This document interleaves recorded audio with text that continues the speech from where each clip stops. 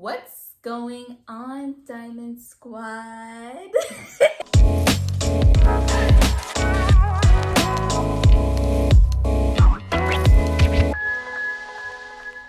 So, if some of you don't know, my name is Althea, and we have a special guest today. Hi, I'm Danny. A pleasure to meet y'all. So today, we're just gonna be having a real talk, real life on what's happening on our climate, basically, and keeping you guys informed on this platform.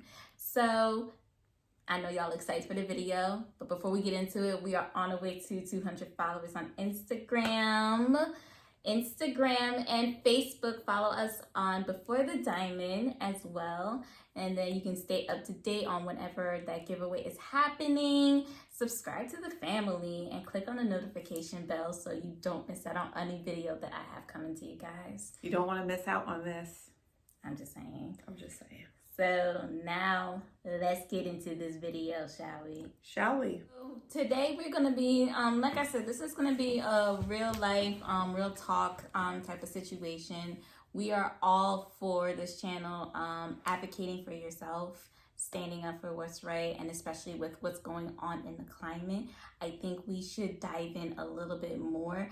We're not going to basically scare you or overwhelm you with all that information, because best believe that information is out there. But we're just gonna talk about the importance of, voting, how you are able to help and change what's going on in today's climate, advocating for yourself, and then also a little bit talk about advocating for self-awareness and mental health as well. So Danny, if you don't mind introducing yourself again and just saying what you do. And okay. So my name is Danielle, but I go by Danny, and I do a little bit of everything. I serve in ministry at my church. I work for a community college for the Educational Opportunity Fund. And through that position, I also serve on the board for the Professional Association. I also am a graduate student. I attend Seton Hall University, working on my master's in public administration. And last but not least, I am currently campaigning for public office. I am running for borough council in my hometown, located in Monmouth County, New Jersey. So yes, I'm busy. Yes. But I love what I do, and I also know that I am called to do this work. So yes, it can be tiring, it can be frustrating, it can be draining at times, but I also know that this is what God put me on this earth for. And especially in light of what's going on in our society, in our culture, and the different things that's going on in the political climate, I really feel the urgency to share and educate and also empower people. As I tell my students and my friends all the time, I'm not here to teach you tell you who to vote for. I'm here actually to teach you how you can vote so you can make an informed decision. And I really believe, especially for young adults, or what we call the emerging adults, ages 18 through 24, we don't empower them to vote. And so a lot of times you see them sitting out from the voting or government process. And that's really where my passion comes in. Like, how can I get younger people, especially people from underrepresented groups, out and participate not only in their government, but also the different processes. And the first way we can do that is by voting. So even talking about advocating for yourself, the first thing I would say is you got to know who you are. You have to know who you are. And when you know who you are, you could be authentic about what motivates you, what stresses you out, what's your strengths, what your weaknesses. So there's multiple ways to find out who you are, but just put the work in. And then once you can advocate for yourself, then you can start advocating for other people. Because the challenge is, how do you advocate? If you can't advocate for yourself, how do you expect someone else to advocate for you? I agree. You know yourself better than anybody else. Yep. So you should be able to understand how you can connect with other resources or information or people to get you the help that you need. But once you're able to do that, then it's so much easier to advocate for another issue or cause or somebody else. one of the things I tell my students very frequently is, I got you. Like, I will meet you more than halfway. But if I see that I'm more invested in your well-being than you, I'm going to pull back. Like, I'm going to pump the brakes. Yeah. Because I cannot want to help you more than you want to help yourself. Agreed. And that's where the self-advocacy piece comes in. And then once you know who you are, you're going to see like what motivates you, what drives you. And you're going to see that there's going to be certain issues or causes that make you think about, well, how can I solve the problem? What can I do to make the situation better? How can I help other people? And especially for those that are in the faith, how can I serve? Yep. So basically, in a way, when you think of advocacy and also knowing yourself and finding yourself, which has been talked about on this channel, you have to learn to love yourself. And that is basically where finding your purpose comes into play. Knowing yourself, how are you able to find yourself and be able to advocate for one another if you have a hard time advocating for yourself? Bingo. Especially with the name of this channel, Before the Diamond. If you don't see yourself at the diamond. Right. Who's going to be able to see, like, when you go out there? Right. And especially when we look at some of the things that are going on in this world about whether it's immigration reform, criminal justice reform, reproductive rights, whatever the issue is, it talks about the value of someone's life. Mm-hmm. But how can you advocate for someone else's value or quality of life if you're not advocating for yourself, your own value and your own quality of life? Correct. So that's why it's so important to know who you are, be authentic to who you are, and that will lead to you knowing what your purpose is, your calling and your passion. For me, it started to really bother me to see that so many of us don't vote. And knowing the history of voting and how many people have sacrificed and even lost their lives for us to have the right to vote, I'm like, well, what's the issue? Like, what's stopping us from voting? Is it access to the ballot? Is it, do we not understand what it means to vote? Is it something as simple as you just don't like the candidate, so you're just like, whatever? But then I would push back if it's option number 3. If you don't like what you see, then what are you doing about it? In this country, we focus so much on the big elections that get spent the most money. That's usually your federal elections, like your president, your Congress, your the big ones. And then when it comes to state, it's your governor. Right. But the ones you really need to be watching out for is your local ones and your county ones, because those are the ones that directly impact you more than anything else. Yep. And those elections have been decided by one vote. One vote. Don't be ashamed or feel guilty or embarrassed if you don't know these things. The question is, now that you know, what are you going to do about it? Looking at what I'm doing now, one, I never thought I would ever run for public office. And we've known each other for a long time. Mm-hmm. And you know that I was like, no. Yep, I agree, guys. When we first talked about it and it was brought to Danny was like, no, that ain't happening. What you talking about? Like, nah, fam. But here I am, because when I finally decided to run, I remember I was praying because I was so frustrated because things were not working out professionally. I was like, God, what is it you want me to do? And he said, I've already told you what I want you to do. I'm just like, well. And I said, all right, not my will, but your will be done. And despite running for office during a global pandemic, God has blessed me despite the economic hardship, the shutdown, and everything else. Like, he has opened doors. He has connected me to people and resources that if I wasn't obedient and I wasn't doing what God had called me to do, I wouldn't be as successful or doing the things. Shoot, I wouldn't have been sitting with you on this channel.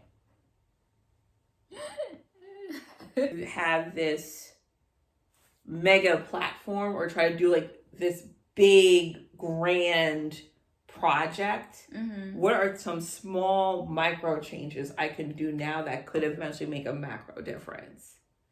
And you guys will soon find out I love football. I'm a huge football fan. And I always use the example of it's not those quick strike touchdowns. It's those long, sustained drives where you're just picking up yardage, getting those first downs and everything else.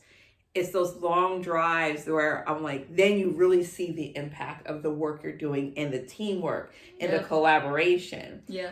I'm not saying the quick strikes aren't great. Like when I see like a kickoff return for a touchdown, or the bombs, or like the running back just breaking free and breaking, I love it. It's exciting, but that happens so quickly. It's those sustained drives that really do the damage and also impact your opponent and their psyche. And so I was just like, okay, well, what are some things I can do locally in my local community? So I just started with doing some voter education and voter empowerment initiatives for my students. Then I expanded to EOF statewide. Now I'm doing it for my community. And now there's opportunities for me to present not only in Monmouth County, but Ocean County. I never, this is beyond what I could ask, think, or imagine. But that's because I'm obeying God. I'm like, okay, God, you told me to do this. But he's like, okay, do this, but just know that I have something greater in store for you. Amen.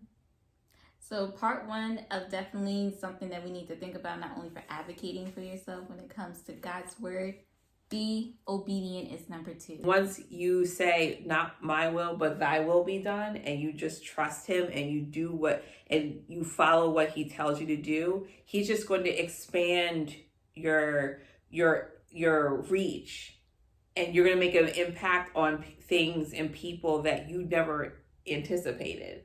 I have friends that contact me that don't even live in New Jersey. They're like, Danielle, how do I read a ballot? Like, am I registered to vote? What does early voting mean? And I'm like, I don't know. But I'm literally looking it up and I'm like, oh, this is what it means, blah, blah, blah. I'm no expert, but I'm willing. But most importantly, I'll let God speak through me. I might be the link for them to vote or do some advocacy work. But then they're the missing link for their family, their friends, their coworkers, their colleagues, their neighbors. If you look on the national level, people are so discouraged and checked out because they don't like what they see. But what people don't make the link or the correlation, those same people get reelected because they came on the fact that people aren't voting and not paying attention. That's problem number 1.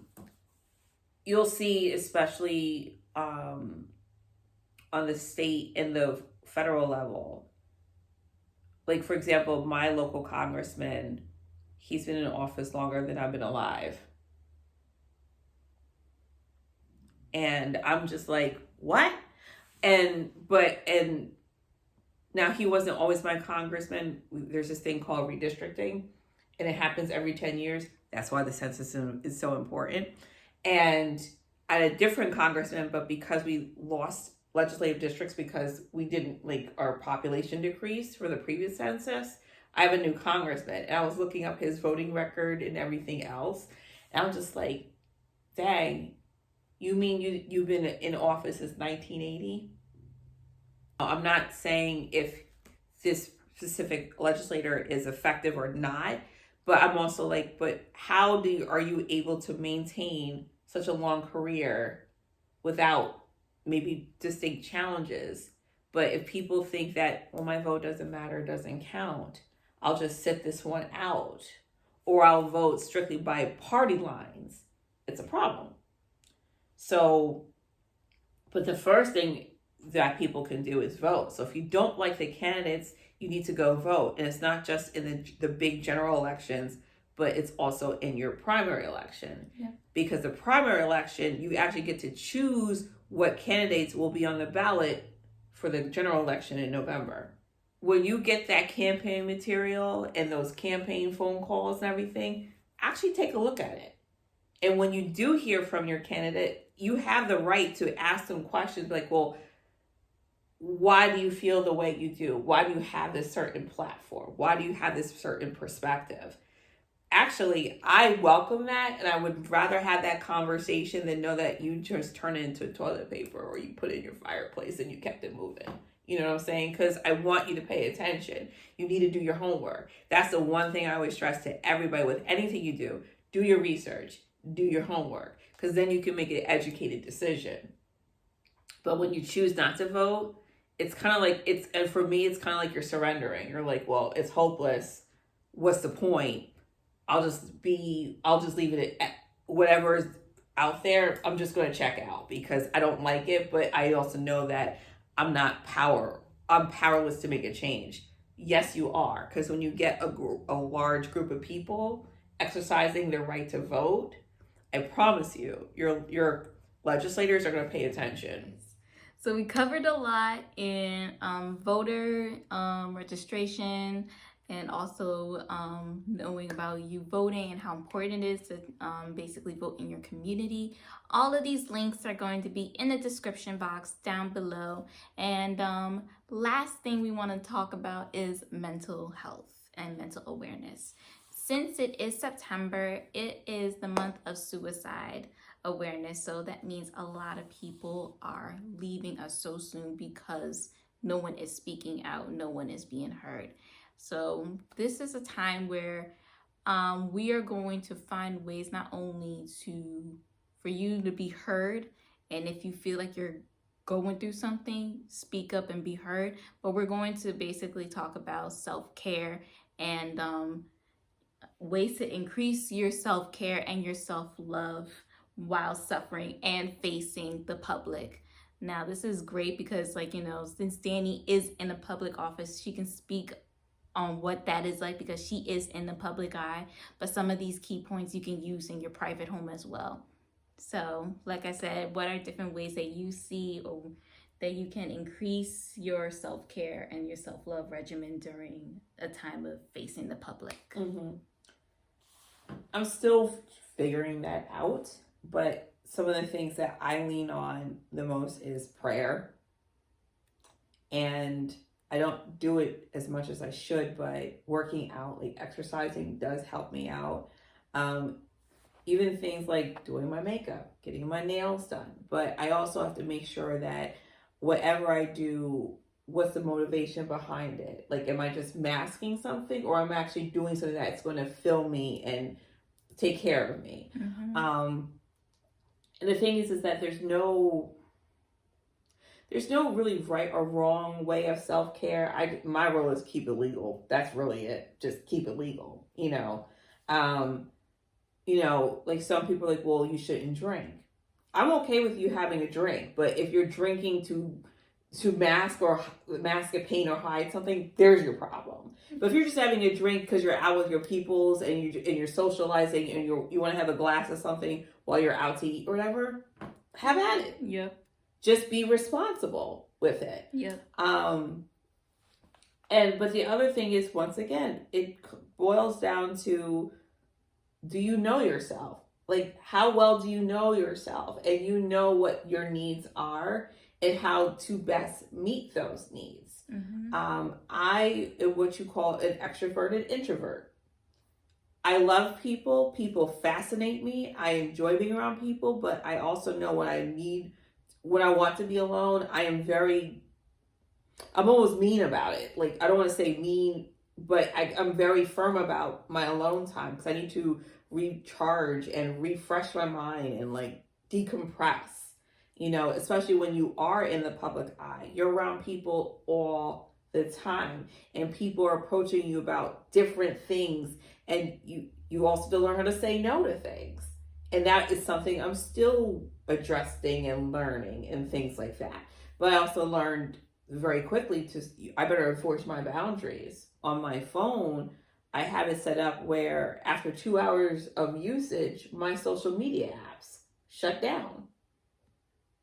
But that's just as much as for my mental health as well as my self-care, because I can easily get lost scrolling and looking at people's profiles and responding and commenting, and the next thing you know, my day has gone away. So not only is it for productivity uses, but it's also for mental health. Because and I'm not saying that social media is a bad thing, but social media adapts and changes much faster than us as humans do. And we're also guilty especially if we don't know who we are, of comparison. It's a beauteous and a dangerous thing, I like to say. It's a beauteous thing because you can put yourself on a platform of making things aware. And as this channel is basically showcasing awareness to advocating for yourself, voters' rights, information, mental health awareness, so on and so forth. It's a beauty thing because you can put yourself on a platform to showcase and let people know, our community know how important and how vital it is. It's a dangerous thing because that's when you can get sucked in and you watch everybody and compare yourself to everybody. And when you're not within yourself or do not know yourself, you can suck into basically finding yourself like, I want to be like that, and getting jealous and then comparing and then being like, well, where am I? How am I not here? Why am I not here? Right. Yada, yada, yada. You can't compare somebody's chapter 1 to somebody's chapter 100. Bingo. The Bible says to run the race that is set before you. And that's where you have to know who you are and also have your own personal relationship, because the race that I have is very different from your race. Yes. And I can't compare my race to yours, because then I'm telling God, the way you created me is wrong. Kind of like what Michael Todd says from Transformation Church. I wouldn't choose the path that I've been on, but I wouldn't change it. Because if I change that one thing, I cannot guarantee that I will be doing the things that I'm doing currently. The best I can do is learn from those trials and tribulations, take that with me so I don't make that same mistake again. And I incorporate that with everything I do, whether it's my mental health, whether it's advocacy, whether it's empowering young adults, whatever. I'm like, don't make the same mistakes, but at the same time, I'm not going to judge you if you still make your own decision and you still fall down your face. Mm-hmm. Because the Bible says the righteous may fall 7 times, but they get back up. And sometimes when you do get back up, it may take a little bit longer. You may have some cuts and bruises, but you're still getting back up. That's the key. And that was something I had to learn and also accept that even when I did screw up or I thought God was not there, He was there. Even when I was going through some of my mental health challenges, and even when I was looking for a therapist, and even when I was on medication, God was there. Because I remember one time I was so discouraged, and God was like, don't you realize that I created the doctors, the nurses, and everything else so that way I can heal you through them? And I'm like, oh. And I started approaching mental health and mental well-being in such a different perspective, because let's be honest, especially as a person of color in our community, we don't talk about mental health. Then you add the fact that I'm also a person of faith. That's another layer where we really don't talk about it. And I remember talking to people and they would ask me, well, if I'm going to see a therapist or I'm on medication, does that mean I don't have faith? No, actually it means you do have faith. But you also know yourself well enough that if this is what you need to get better, then do it. But it all still comes back to knowing who you are and being authentic. You know what's best for you. You can advocate for yourself better than anybody else. So if you see that a certain medication isn't working, stop it and find something else. If you see that a certain therapist or counselor isn't working for you, stop it and find somebody else. You can find the different things so that way you have the mental health and wellness that you're looking for.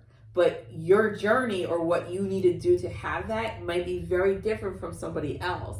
But don't compare it. Especially once you enter into a professional career or there is a public like there is a public spotlight on you, or let's say you're a woman in a predominantly male industry, or you're a male in a predominantly female industry, you have to know who you are, and you have to be able to do some things for self-care. And I will make sure I pass this along to you. There's going to be a free webinar on self-care and how to find those healthy coping mechanisms. The goal is for the panel not to teach you, oh, here's 5 ways to do it. No, here are resources.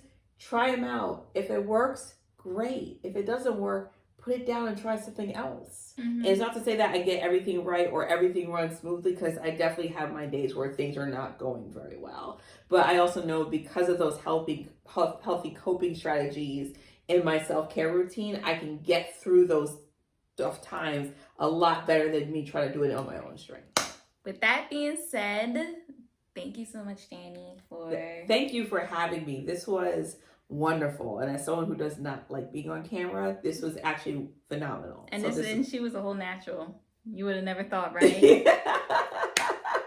A whole natural. So guys, thank you so much for hopping onto my video. I hope you learned a little something today. All of those resources and information is definitely going to be in the description box. If anything, I will see y'all later. So we out, Diamond Squad. Period.